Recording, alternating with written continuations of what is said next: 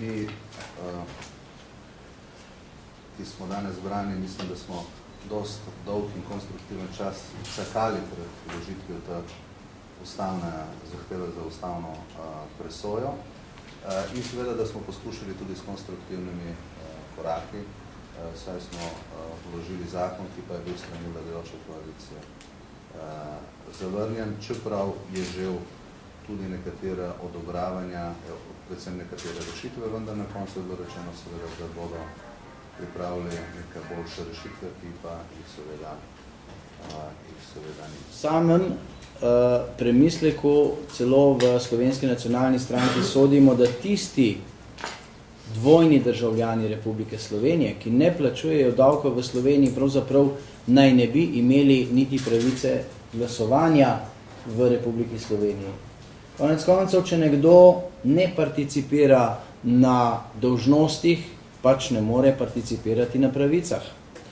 To je eno tako osnovno načelo že iz rimskega prava, ki so se ga pri nas nekako izognili z željo, da bi čim bolj približali volilno pravico vsem tistim, ne le, ki bi bili, ki so Slovenci, ampak tudi, ki bi hoteli biti Slovenci iz tega ali onega razloga.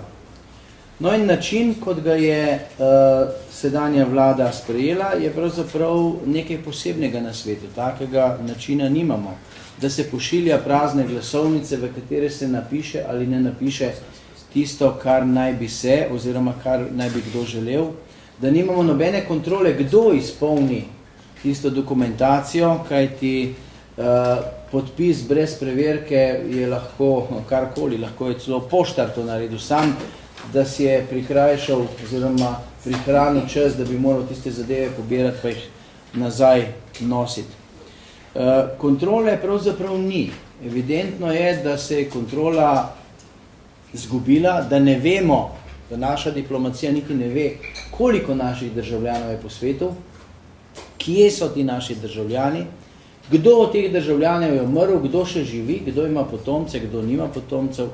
In skratka gre za zelo, zelo konfuzno stvar, ki je bila bistveno bolje urejena v osnovnem zakonu iz 1992. Leta. Ampak nameni, zakaj naj bi se to spremenilo in zakaj so bile želje, so bili pač to, da bi nekatere politične stranke dobile večjo podporo v tujini, kar se pa zanimivo tudi ni zgodilo. Ko je kolega Trčon omenil zadevo iz Kanade, to je nekaj podobnega tudi drugje po svetu. Ljudi, ki živijo tam, ki plačujejo davke v Kanadi, pa tudi v drugih državah, jih ne zanima glasovanje v Sloveniji. Glasovanje v Sloveniji v največji meri zanima slovenske politične liderje, da bi dobili v tujini čim več glasov za svoje politične stranke.